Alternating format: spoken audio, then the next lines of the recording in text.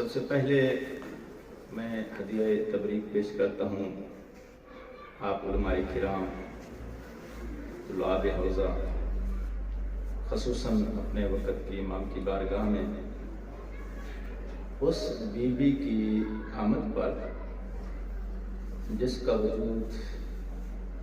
کے وجود سے برکت پڑ گئی رحمت دو عالم کی رحمت میں۔ ماشاءاللہ ماشاءاللہ ماشاءاللہ سبحان اللہ۔ میری دعا ہے بسم اللہ، خدا آپ کو حاسدوں اور حادثوں سے امان عطا۔ مشہور فرمان ہے سرکار دو عالم کا، الفاطمہ تو بضعۃ منی۔ علماء، طلاب، سنی شیعہ سب اس فرمان کو جانتے ہیں، فریقین نے اس فرمان کو لکھا ہے۔ جس طرح آیت کا شان نزول ہوتا ہے، اسی طرح حدیث کا بھی شان ورود ہوتا ہے۔ میں چاہتا ہوں کہ آج اس حدیث کا شان ورود آپ کو بیان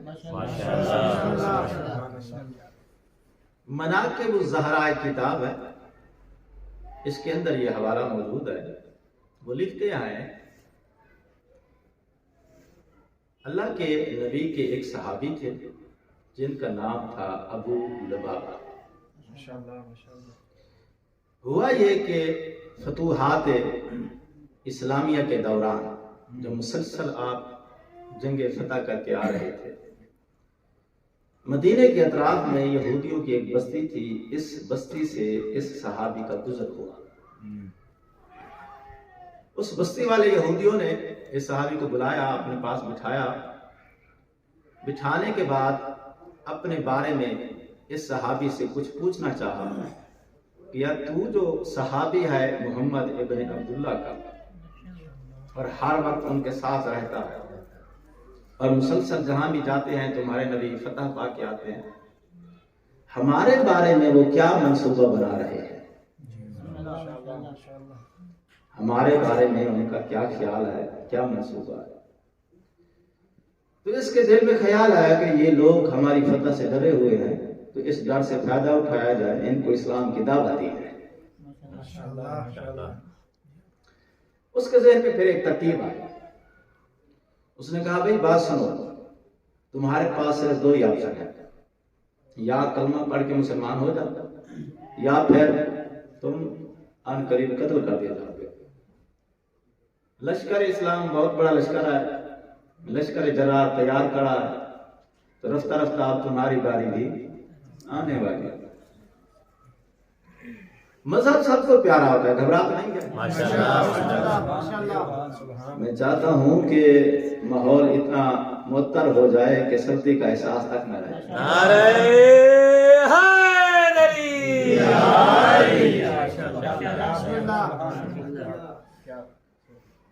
مذہب سب کو پیارا ہوتا ہے۔ انہوں نے جب دیکھا کہ بھئی اب ہمارے پاس اگر زندہ رہنا ہے تو پھر جبراً ہمیں اپنا مذہب چھوڑنا ہوگا، یا اس کے بعد پھر قتل ہونے کے سوا کوئی آپشن ہمارے پاس نہیں ہے۔ اور ان کی خواتین جب انہوں نے اپنے جوانوں کو اس صحابی کے ارد گرد جمع دیکھا، وہ بھی وہاں جمع ہو گئی، تو اپنا مقدر، اپنی منزل دیکھ کے وہ خوفزدہ ہو گئے، رونے لگے۔ مستورات کے بھی رونے کی آواز اس صحابی نے سنی۔ یہ کہتا ہے کہ جب میری اس بات سے، میری اس گفتگو سے وہ لوگ ڈرے، تو پہلے ایسے ہی تھے، ڈرے ہوئے تھے، مزید خوفزدہ ہو گئے۔ یہ کہتا ہے میں واپس تو آ گیا، لیکن اپنے ضمیر کے سامنے میں نے اپنے آپ کو مجرم محسوس کیا۔ شاباش ہے بھائی، اس کی غلطی کا احساس تو ہو گیا۔ یہ کہتا ہے میں نے سوچا لا اکراہ فی الدین، دین میں تو جبر ہے ہی نہیں۔ اللہ کا یہ حکم ہے کہ دلیل کے ساتھ حق کی تبلیغ کرو، اسلام کی دعوت دو، تمہارے ذمہ فقط تبلیغ ہے، وما علینا الا البلاغ۔ تبلیغ کرو، دلیل کے ساتھ حق کا پیغام دو، اس کو سمجھ آئے، پھر اس کے بعد وہ قبول کرے، تسلیم کرے، انکار کرے، یہ اس کا نصیب ہے۔ جبرن کسی کو مسلمان بنانے کا تو اللہ نے حکم ہی نہیں دیا۔ اور میں نے ان لوگوں کو ذہنی طور پہ، نفسیاتی طور پہ ایک جبر کی کیفیت میں دو چار کر دیا ہے۔ وہ لوگ اب کیا سوچ رہے ہوں گے کہ اسلام یا تو جبرن ہم کو مسلمان بناتا ہے، جو مسلمان نہ بنے اس کو پھر قتل کر دیتا ہے۔ تو مجھ سے غلطی سرزد ہو گئی۔ تو اب اس کی کیا سزا ہونی چاہیے؟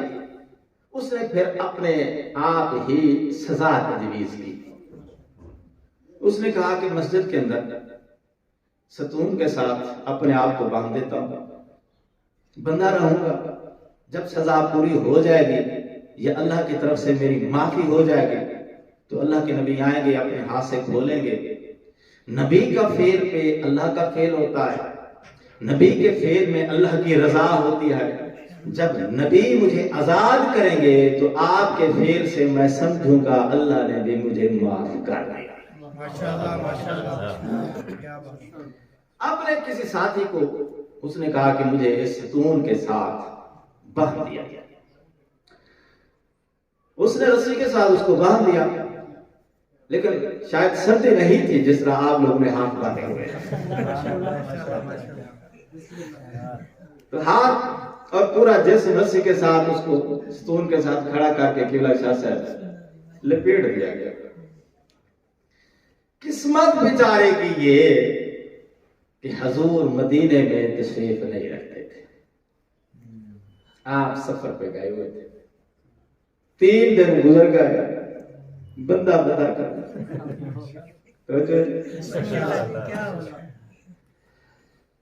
پریشان، گھر والے بھی، دوست عزیز بھی، دن رات مسجد کے اندر بندہ ہوا ہے، باقی لوگ اپنی نارمل لائف جی رہے ہیں۔ جناب سیدہ کی دہلیز پہ آ کے کسی نے اس کا واقعہ ماجرا سنایا تو بی بی نے پیغام بھیجا کہ میرے بابے کے صحابی کو جا کر میرا یہ پیغام دو، اسے جا کر یہ کہو کہ اگر تجھے قبول ہے تو تجھے آزاد میں بھی کر سکتی ہوں۔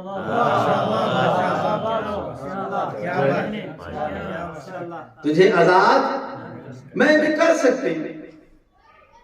پیغام جب پہنچا تو اس نے کہا جی بات تو ٹھیک ہے، لیکن میں یہ چاہتا ہوں کہ اللہ کے نبی اپنے ہاتھوں سے مجھے خود آزاد کریں۔ کیوں؟ اس لیے کہ نبی کے فعل میں رب کی رضا ہوتی ہے۔ مجھے جب نبی پاک اپنے ہاتھوں سے خود آزاد کریں گے، خود کھولیں گے، تو مجھے یقین ہو جائے گا کہ مجھے اللہ کے نبی کے ساتھ ساتھ میرے رب نے بھی مجھے معاف کر دیا۔ تو اس تسلی کو حاصل کرنے کی خاطر 3 دن مزید گزر گئے، حضور سفر سے واپس نہ آئے۔ 6 دن ہو گئے۔ 6 دن کے بعد اللہ کے نبی مدینے میں تشریف لائے، نماز کے لیے مسجد میں آئے تو دیکھا صحابی صاحب بندھے ہوئے تھے۔ آپ نے پوچھا ہو بھائی ابو لبابہ یہ کیا ماجرا ہے بھائی، تو کیوں اس طرح بندھا ہوا ہے گھر؟ اس نے اپنا پورا قصہ سنایا، وہ پورا واقعہ۔ جب پورا قصہ سنایا تو درمیان میں لوگ وہ جو باقی جماعت کے لیے وہاں آئے ہوئے تھے، کسی نے لقمہ دیا، حضور آپ کی دختر نیک اختر رحمت للعالمین کے رحمت شہزادی کی طرف سے پیغام آیا تھا کہ اگر تو قبول کرے تو تجھے آزاد میں بھی کر سکتی ہوں۔ اللہ کے نبی نے کہا جب میری بیٹی کی طرف سے تیری رہائی کا پیغام آیا تھا تو نے پھر قبول کیوں نہ کیا؟ اس نے کہا جی میں نے قبول اس لیے نہیں کیا، میں چاہتا تھا کہ آپ خود اپنے ہاتھوں سے مجھ کو رہا کرو۔ کیوں؟ اس لیے کہ نبی کے فعل میں رب کی رضا ہوتی ہے۔ میں چاہتا یہ تھا کہ جب آپ کھولیں گے تو مجھے یقین ہو جائے گا کہ میرے رب نے بھی مجھے معاف کر دیا ہے۔ اگر آپ کی بیٹی مجھے آ کے کھول دیتی، آزاد کرتی، تو مجھے کس طرح یقین ہوتا کہ میرے رب نے بھی مجھے معاف کر دیا ہے؟ جیسے ہی اس صحابے نے یہ لفظ کہا کہ مجھے کیسے یقین ہوتا کہ جناب سیدہ کے کھولنے پر میرے رب نے بھی مجھے معاف کر دیا ہے، تو اللہ کے نبی نے فرمایا ابو لبابہ تو نے یہ سوچا ہی کیسے ہے کہ فاطمہ معاف کرے تو وہ رب معاف نہیں کرتا؟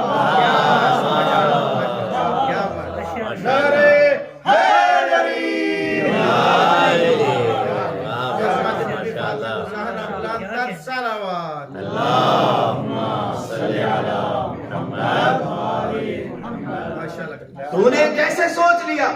تیرے ذہن میں یہ خیال ہی کیسے آیا کہ سیدہ اگر معاف کرے تو پھر پتہ نہیں رب معاف کرتا ہے یا معاف نہیں کرتا ہے؟ تیرے ذہن میں یہ کیسے خیال آ گیا؟ تجھے پتہ نہیں ہے الفاطمہ تو بضعۃ منی، فاطمہ میرا حصہ ہے، جس طرح میں اگر کسی کو معاف کر دوں تو رب معاف کر دیتا ہے، اسی طرح فاطمہ بھی اگر کسی کو معاف کر دے تو میرا رب معاف کر دیتا۔ الفاطمہ تو بضعۃ منی، فاطمہ میرا حصہ ہے۔ اب آؤ حصہ کسے کہتے ہیں؟ دیکھو یہ میرا ہاتھ میرے جسم کا حصہ ہے، ٹھیک ہے؟ میرے ہاتھ کو سردی لگے مجھے محسوس ہوتی ہے، ٹھیک ہے؟ میرے ہاتھ کو چوٹ لگے درد مجھے محسوس ہوتا ہے۔ اگر کوئی میرے ہاتھ کا بوسہ لے تو وہ میری عزت ہے، میرا احترام ہے۔ اگر کوئی میرے ہاتھ کو مروڑ دے توڑ دے تو وہ میری توہین ہے، میری اہانت ہے۔ یہ ہے حصے کی سچویشن، سمجھ میں آگے بات؟ نبی نے مہر نبوت ثبت کی ہے جناب سیدہ کے مقام پر کہ فاطمہ بیٹی نہیں، بضعۃ منی میرا حصہ ہے، اور حصہ ہے تو پھر حصے کی تفصیل یہی ہے کہ جز کی توہین کل کی توہین ہے، جز کا احترام کل کا احترام ہے۔ تو ہاتھ کی مثال سمجھانے کے لیے کافی ہے۔ جب نبی نے فرما دیا فاطمہ میرا حصہ ہے تو حصے کی تعریف یہی بنتی ہے کہ جز کا احترام کل کا احترام بنتا ہے، جز کو اذیت کل کو اذیت بنتی ہے، جز کی توہین کل کی توہین بنتی ہے۔ تو پھر مولانا صاحب ماننا پڑے گا اگر کوئی کہتا ہے کہ فاطمہ خطا پہ ہے تو پھر فاطمہ کو نہیں، اس نے نبی کو خطا پہ کہا۔ نعرہ حیدری،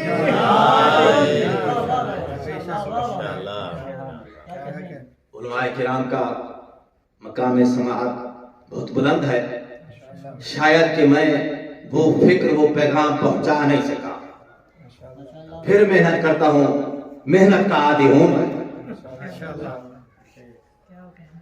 دیکھیے میرے محترم، دین مکمل ہے،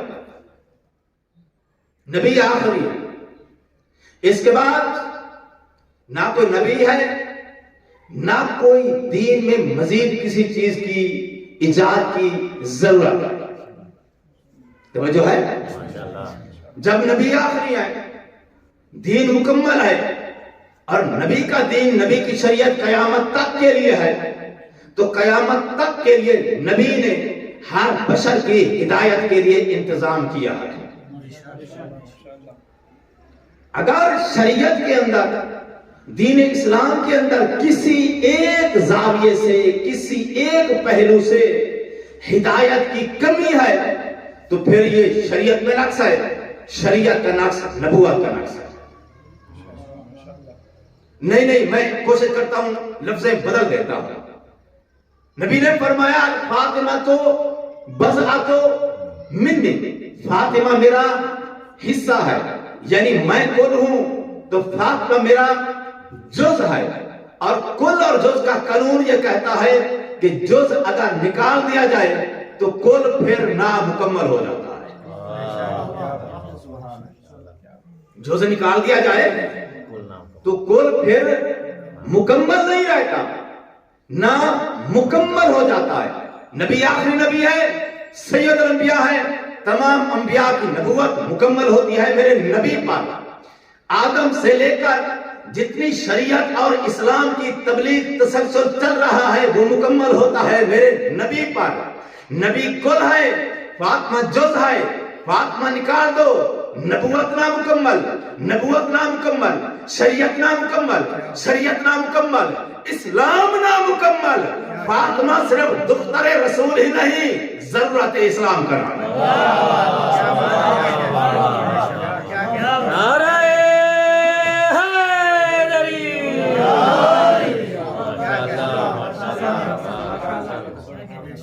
فاطمہ ضرورت اسلام ہے۔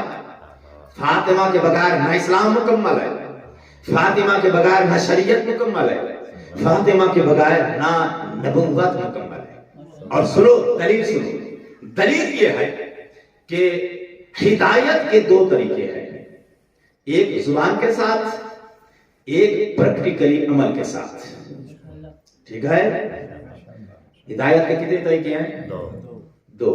ایک زبان کے ساتھ، اسے حدیث کہتے ہیں، ایک پریکٹیکلی ہدایت ہے، اسے عمل کہتے ہیں، کردار کہتے ہیں۔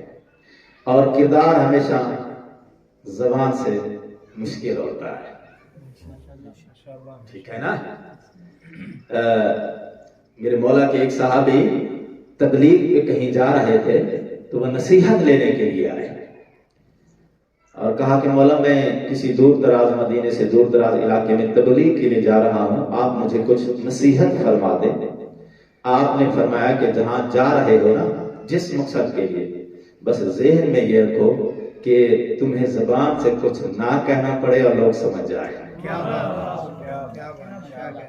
پیغام پہنچ گیا ہے نا؟ تو میرے مولا کہنا یہ چاہتے تھے کہ اپنا کردار اتنا کلیئر اور کردار اس طریقے سے پیش کرنا کہ زبان سے ان کو کہنے کی ضرورت ہی نہ پڑے، تمہارا کردار ان کے لیے تبلیغ ہونا چاہیے۔ تو کردار سے پریکٹیکلی ہدایت کا جو طریقہ ہے یہ زبان والے طریقے سے بہت زیادہ مشکل ہے۔ زبان سے ہدایت جاری کرنا آسان ہے، عملاً ہدایت پیش کرنا مشکل ہے۔ اور نبی پوری کائنات کے لیے ہدایت ہے، ٹھیک ہے؟ چونکہ کائنات کے لیے رحمت ہے، رحمت للعالمین ہے، تو عالمین کے لیے میرے نبی ہدایت ہے۔ عالمین میں جن و انس کے اندر جو مخلوق مکلف ہے، اس کے لیے تو مانتے ہو نا؟ اب آؤ اس امت کے اندر کچھ لوگ ہدایت کے محتاج ہیں، وہ مرد ہیں، اور دوسرے لوگ جو ہدایت کے محتاج ہیں وہ خواتین ہیں۔ مرد ذات کے لیے میرے نبی اپنی گفتار سے بھی ہدایت پیش کر سکتے ہیں، اپنے کردار سے پریکٹیکلی کردار کا نمونہ بھی ہدایت کا پیش کر سکتے ہیں۔ لیکن عورت ذات کے لیے میرے نبی اپنی گفتار سے ہدایت پیش کر سکتے ہیں، لیکن عورت ذات کے لیے عملی نمونہ ہدایت کا پیش کرنے کے لیے عورت ذات کی ضرورت تھی۔ توجہ ہے؟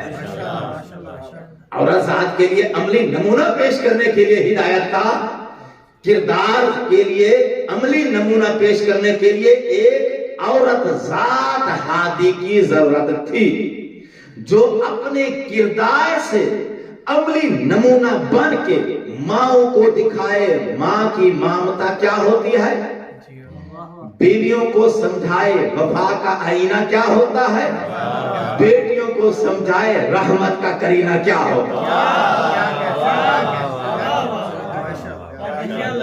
کائنات کی مائیں جسے دیکھ کر ماں کی ممتا کا درس لے، پوری کائنات کی امت کی بیویاں دیکھ کر جس سے وفا کا سلیقہ سیکھے، اور امت کی تمام بیٹیاں جس کی سیرت کردار کو دیکھ کر رحمت کا نمونہ حاصل کریں۔ ایک ایسی ہدایت، عملی ہدایت کا نمونہ پیش کرنے کے لیے ہدایت کے باب کے اندر ایک عورت ذات ہادی کی احتیاج تھی۔ توجہ ہے؟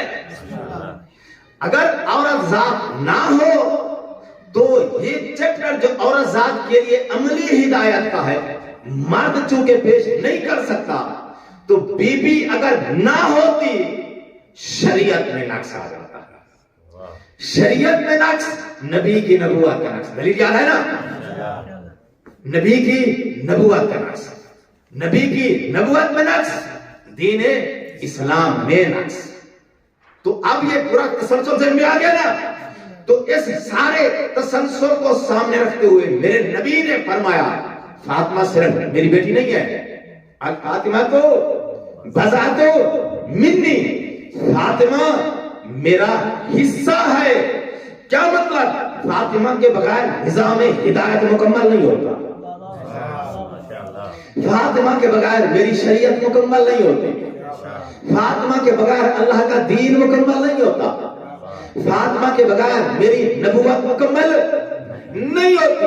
فاطمہ میرا حصہ ہے. سنو, نماز کل ہے, رکوع سجود نماز کا جز ہے. نماز کل ہے, رکوع اور سجود نماز کا حصہ ہے. رکوع صحیح ہے تو کل صحیح ہے, جز باطل ہے کل باطل ہے. رکوع حق ہے کل حق ہے. تو اب مجھے یہ کہنے کی اجازت دے دو, نبی نے فرمایا کہ فاطمہ میرا حصہ ہے اور حصہ ہے تو پھر نماز اور رکوع کی مثال کو ذہن میں رکھو. نجفی پیغام دینا چاہتا ہے.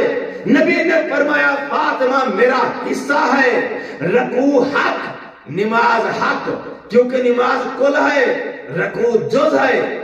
جز حق ہو تو کل حق ہوتا ہے, جز باطل ہو جائے تو کل باطل ہو جاتا ہے. تو سنو, فاطمہ کو جس نے کہا کہ فاطمہ نے فدق کا مطالبہ کر کے مطالبہ جو کیا ہے, فاطمہ کا یہ مطالبہ حق نہیں ہے. تو جس نے فاطمہ کو نعوذ باللہ من ذالک جھٹلایا ہے اس نے رسالت کا جز جھٹلایا ہے, اور جز کو جھٹلایا جائے تو جز کا جھٹلانا کل کو جھٹلانا.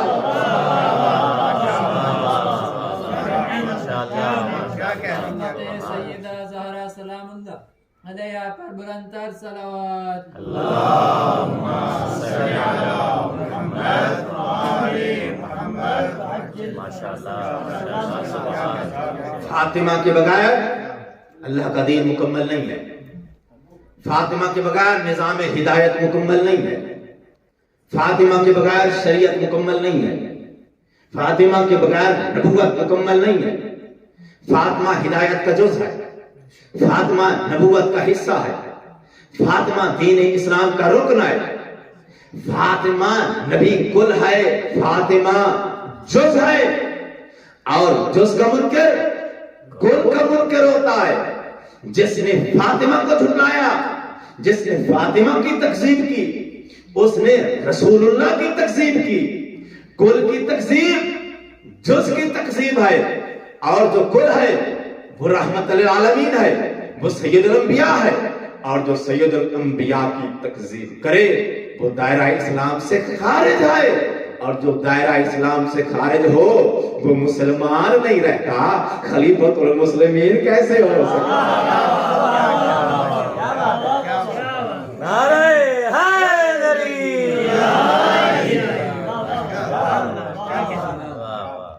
تاریخ یہ کہتی ہے کہ اعلان بعثت کے 5 سال بعد 20 جمادی الثانی کو رحمت للعالمین کو اللہ نے مجسم وجود رحمت عطا فرمایا.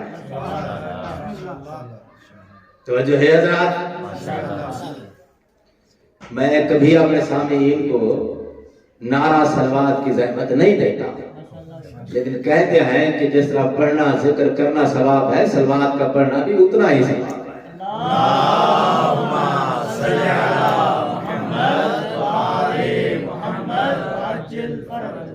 اعلان نبوت کے قبلہ 5 سال بعد 20 جمادی الثانی کو رحمت للعالمین کی گود میں اللہ نے مجسم رحمت کا وجود عطا فرمایا ہے. اور بی بی کی آمد کے حوالے سے مورخین اسلام نے 2 روایات لکھی ہیں. پہلی روایت یہ لکھی ہے, وہ کہتے ہیں کہ جس طرح जनाब यहया की विलादत के मौके पर अल्लाह ने जनाब ज़करिया अलैहिस्सलाम को हुक्म दिया था 3 दिन तक रोजा रखने का। चुप का रोजा भाई है, ठीक पढ़ा हो ना? अक्ल मान की इशारा काफी है। चुप का रोजा रखा था ना? तो अल्लाह ने हुक्म दिया कि मेरे हबीब, मेरे नबी, तूने 3 दिन खामोशी का रोजा रखना है। तो जनाब ज़करिया अलैहिस्सलाम ने जनाब यहया की विलादत के मौके पर 3 दिन खामोशी का रोजा रखा, मेहराब इबादत में गुजारे, बाहर निकलते तो किसी से कलाम न करते, सिर्फ इशारे से जवाब देते। जिस तरह जनाब ज़करिया के लिए हुक्म था जनाब यहया की विलादत के मौके पर कि आपने खामोशी का रोजा रखना है, तारीख ये कहती है कि इसी तरह जनाब सैयदा की विलादत के मौके पर अल्लाह ने अपने हबीब को 40 दिन तक एतिकाफ में बैठने का हुक्म दिया। माशाअल्लाह माशाअल्लाह, बिहार अल्लाह से पढ़ रहा है। कितनी देर? कहते हैं कि बिलाल नजफी ज़ाकरी रिवायात पढ़ता है। अलाम बल से बेचारे ज़ाकिर थे तो मैं क्या कर सकता। माशाअल्लाह। बाकी नेक लोग तुम्हारे हिस्से में आ गए हैं, मजलसी साहब मेरे हिस्से में आ गए हैं, नसीब की बात है। तो मजलसी साहब ने ये रिवायत लिखी है जनाब सैयदा की विलादत के हवाले से। हुक्म मिला मेरे हबीब कितने दिन इत्काफ में बैठना है? 40 दिन। इत्काफ किसे कहते हैं? चलते फिरते आसे पासे इधर घूमो फिरो गपशप ये वगैरह है।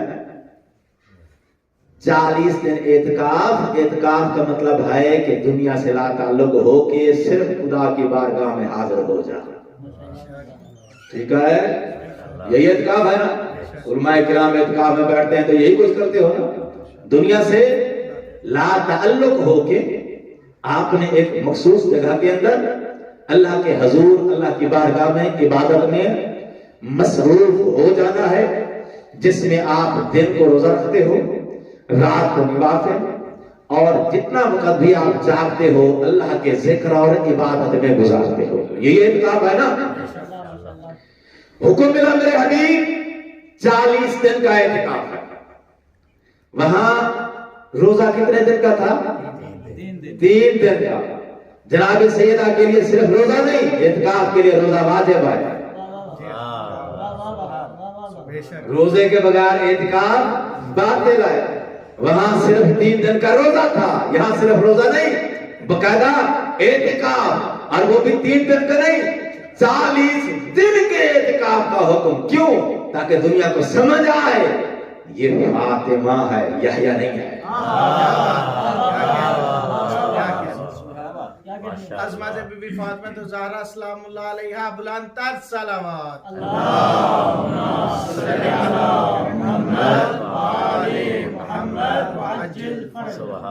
40 दिन अल्लाह के नबी इत्काफ में बैठे, दिन को रोजा, रात को नवाफिल, जितने वक्त जागना है जिक्र और इबादत में गुजारना है। और इत्काफ का मकसद क्या है?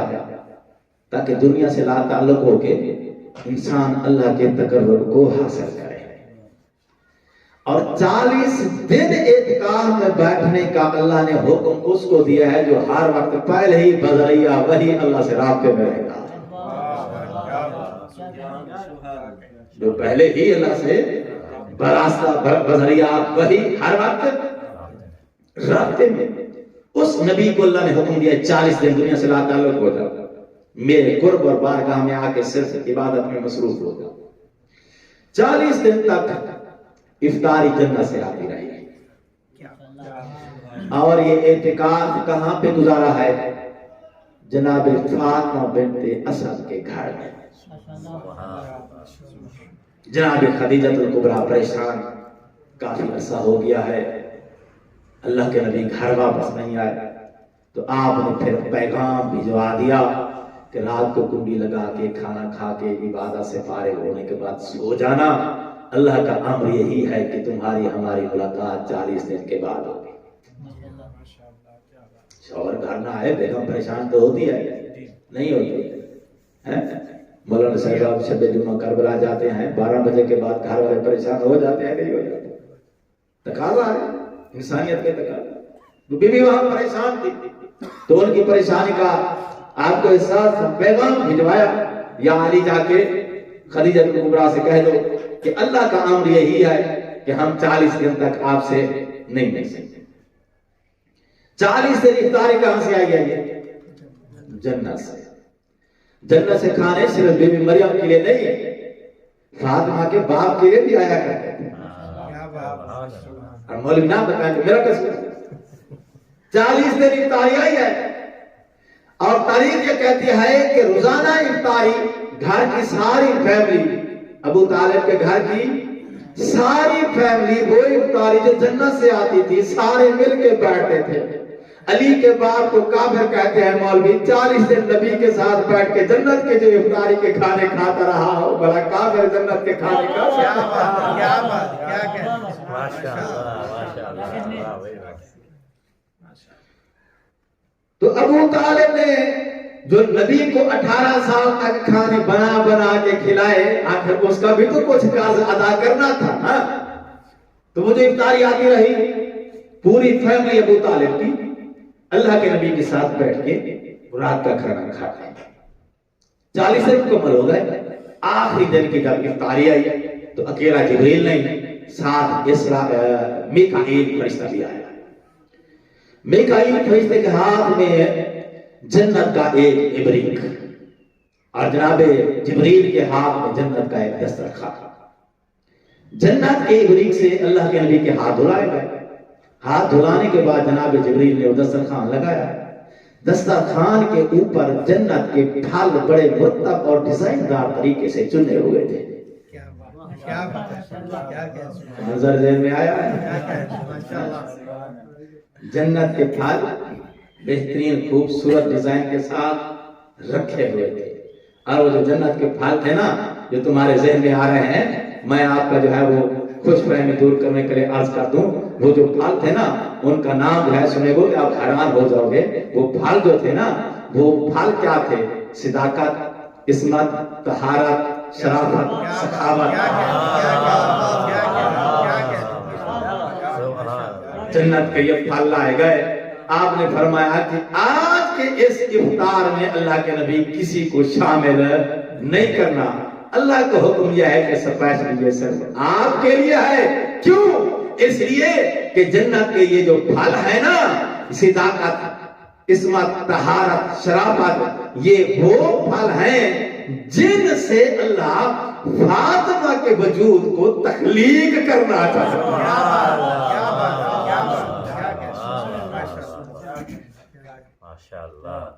فاطمہ صرف صدیقہ نہیں, صرف سچی نہیں, صداقت کو ڈھالا گیا تو پیکر فاطمہ کا یاد.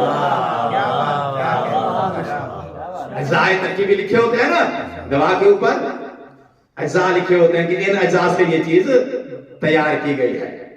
تو یہ وہ اجزاء تھے جن سے اللہ نے فاطمہ کے وجود کو خلق فرمایا. یہ ایک روایت ہے.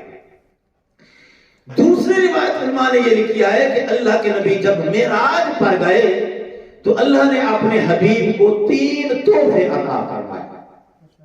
کتنے تحفے دیے؟ آپ نجف سے جب واپس جاتے ہو پاکستان, کوئی تحفے لے کے جاتے ہو نہیں جاتے؟ اور وہاں آپ کے دوست عزیز آپ کو بھی کچھ تحفے دیتے ہوں. یہ کبھی اتفاق نہیں ہوا ہے. تحفے دینا لینا بڑی محبت کے علامت ہے. تو اللہ نے اپنے حبیب کو جب بلایا معراج پہ تو خالی ہاتھ لوٹا دیا, تحفے دیے. اور تحفہ انسان دیتا ہے ایسا کہ جس سے اس کی شخصیت کا تاثر ملے. علماء کرام جب نجف سے جاتے ہیں تو تسبیح سے جگہ یا یہاں سے کوئی قیمتی نگینہ لے کے جاتے ہیں.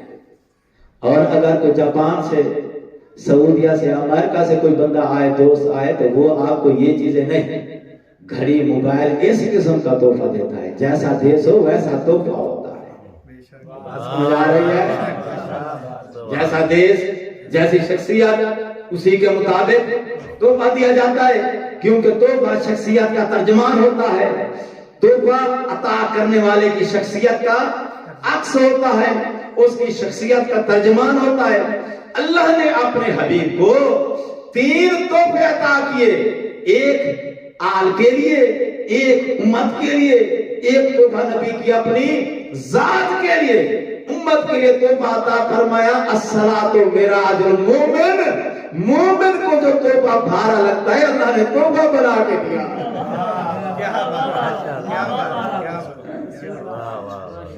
اللہ جس کو تحفہ بنا کے دے اور مومن کہے کہ صحیح بڑی اکھی کا کتنی کم ضرورت ہے۔ تو ایک تحفہ اللہ نے نبی کو اس کی امت کے لیے عطا کیا، جو امت کے لیے عطا کیا تحفہ خاص ہے وہ کیا ہے؟ الصلاۃ معراج المومن، نماز مومن کی معراج ہے۔ یہ نماز اللہ نے امت کے لیے اپنے حبیب کو تحفے میں دیا کہ جا کے اپنی امت کو ہماری طرف سے یہ تحفہ عطا کرنا۔ آپ کے لیے ولایت عطا کی اور نبی کی ذات کے لیے فاطمہ تحفے میں۔ نعرہ تکبیر، نعرہ رسالت، نعرہ حیدری، آواز بلند تر صلوات۔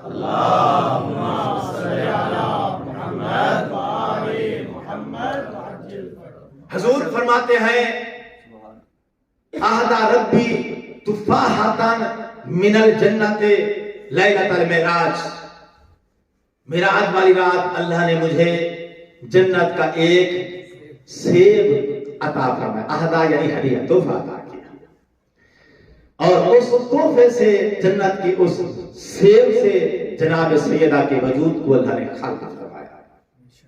سمجھ آ رہی ہے بات؟ ماشاءاللہ۔ اور تحفہ لینے کا، تحفہ وصول کرنے کا طریقہ کیا ہوتا ہے؟ اس طرح دے دیتے ہیں بھائی، یہ لوگ کیسے دیتے ہیں؟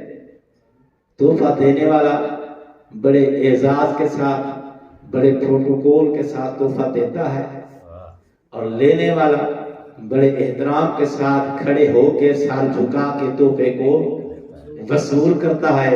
کیوں؟ اس لیے کہ تحفے کا احترام اس کو عطا کرنے والے کا احترام ہے۔ فاطمہ پروردگار کا تحفہ تھا، اس لیے تاریخ یہ کہتی ہے کلما دخلت فاطمہ فقام الیہا رسول اللہ۔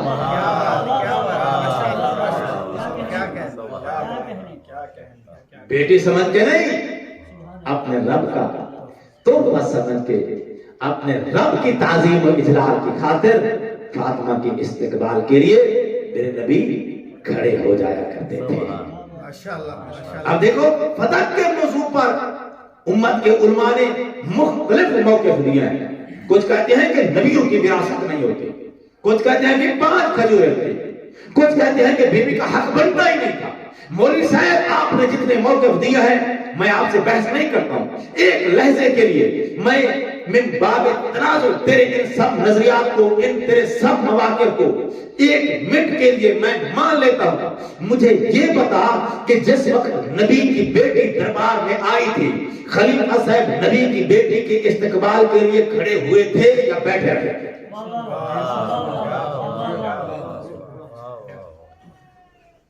مولوی صاحب کہتا ہے کہ میں بڑا سنت کا پابند ہوں، خود کو سنت کا بڑا پابند سمجھتا ہے، مسواک کرتا ہے، کیوں؟ اس لیے کہ نبی کی سنت ہے، لباس سفید پہنتا ہے، کیوں؟ نبی کی سنت ہے، داڑھی ماشاءاللہ رکھتا ہے، کیوں؟ نبی کی سنت ہے، خوشبو لگاتا ہے، کیوں؟ نبی کی سنت ہے، شلوار چھوٹی رکھتا ہے، کیوں؟ نبی کی سنت ہے، قرآن جھولے لے کر پڑھتا ہے، کیوں؟ نبی کی سنت ہے، صبح سے لے کر شام تک نبی کی ساری سنتیں مولوی صاحب نے یاد کی ہوئی ہیں۔ اس قدر خود کو سنت کا پابند کیا ہے مولوی نے کہ خود کو بقدر نامزد کر لیا ہے اہل سنت۔ نبی کی سنتوں پر عمل کرنے والے امتیوں سے، مسلمانوں سے نجمی کا اتنا سوال ہے، نبی کی ساری سنتیں تجھے یاد ہیں؟ تیرے بزرگ کو کبھی اس نے نہیں بتلایا کہ بھئی گاڑی کے اندر بھی اگر کوئی نوزائیدہ خاتون آ جائے शरीफात में बैठा हो तो उसके लिए सीट छोड़कर खड़ा हो जाता है। नबी की सारी सुनते तुझे याद है, अपने बुजुर्ग को तूने ये नहीं बताया फातिमा आ जाए तो खड़े होकर इस्तकबाल करना भी नबी की सुन्नत है। तकबीर, अल्लाहु अकबर, नारे रिसालत, या रसूल अल्लाह, नारे हैदरी, या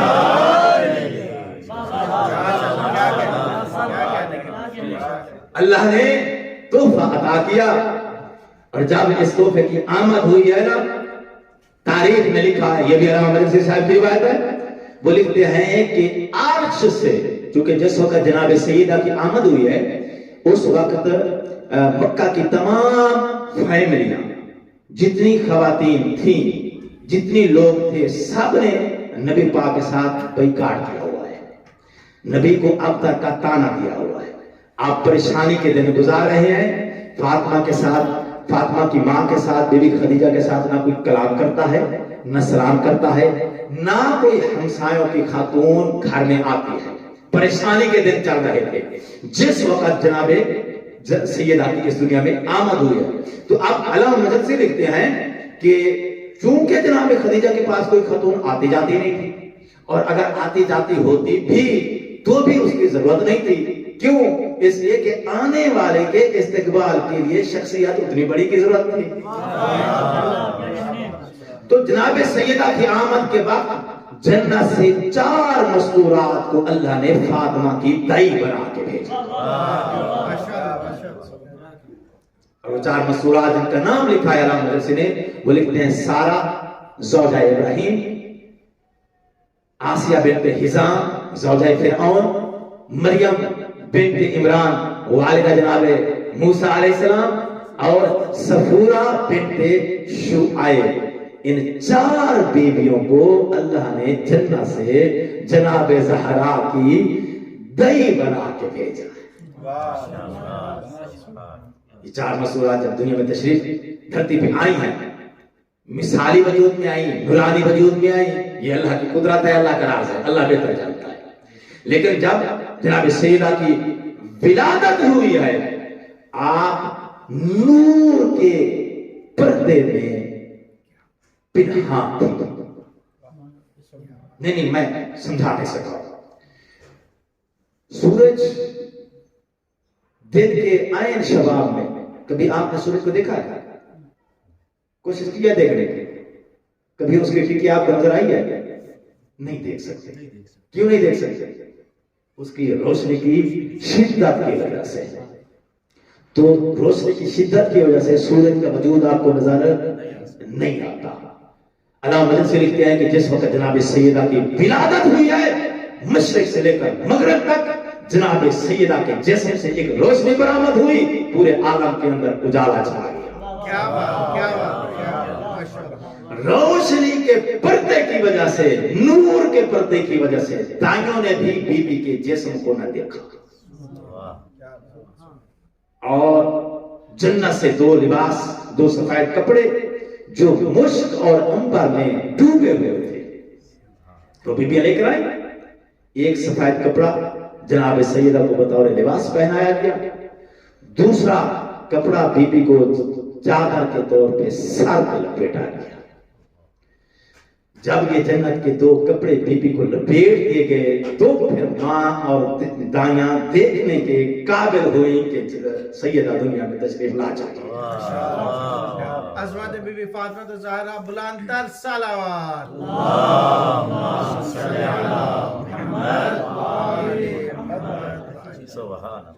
तारीख बड़ी तवील है, लेकिन वक्त मुख्तसर है। मैं चाहता हूं इसी जुमले पर आपकी ज़हमत को तमाम करूं। जनाब सैयदा जब दुनिया में तशरीफ लाई तो नूर के पर्दे में पिन्हा थी, और उस नूर की वजह से बीबी के जिस्म को ना माँ ने देखा है, ना दाइयों ने देखा है। जन्नत के फिर 2 कपड़े, जो एक बतौर लिबास बीबी को पहनाया गया, और दूसरा कपड़ा बीबी के चादर के तौर पे सर को लपेटा गया।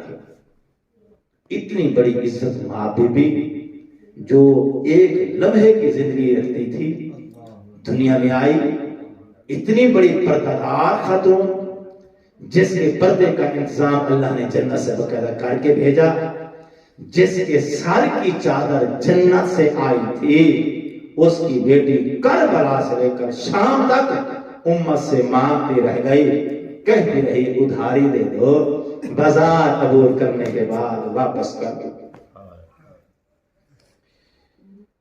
خدا آپ کو صحت و سلامتی عطا فرمائے۔ جناب سیدہ کی عزت و عظمت کا صدقہ مالک آپ کو علم و عمل میں کامیابی کامرانی عطا فرمائے۔ چونکہ جشن کی مناسبت تھی اس لیے مسائل نہیں پڑھ سکتا ہوں، لیکن میرے دل نے جو ہے وہ محسوس کیا تو یہ جملہ میں نے کہہ دیا۔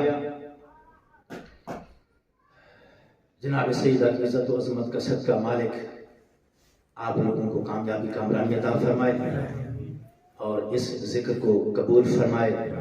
آپ نے اہتمام کیا جناب سیدہ کی تکریم کے لیے، پروگرام منعقد کیا، مالک آپ کے اس عمل کو، اس عبادت کو منظور فرمائے۔ اس ذکر کے صدقے مالک ہم سب کے گناہوں کو معاف فرمائے، ہمارے والدین کے گناہوں سے درگزر فرمائے، ہم کو بروز محشر جناب سیدہ کی شفاعت نصیب فرمائے۔ ربنا تقبل دعانا انکا انت السمیع العلیم بفضلک ورحمتک یا ارحم الراحمین۔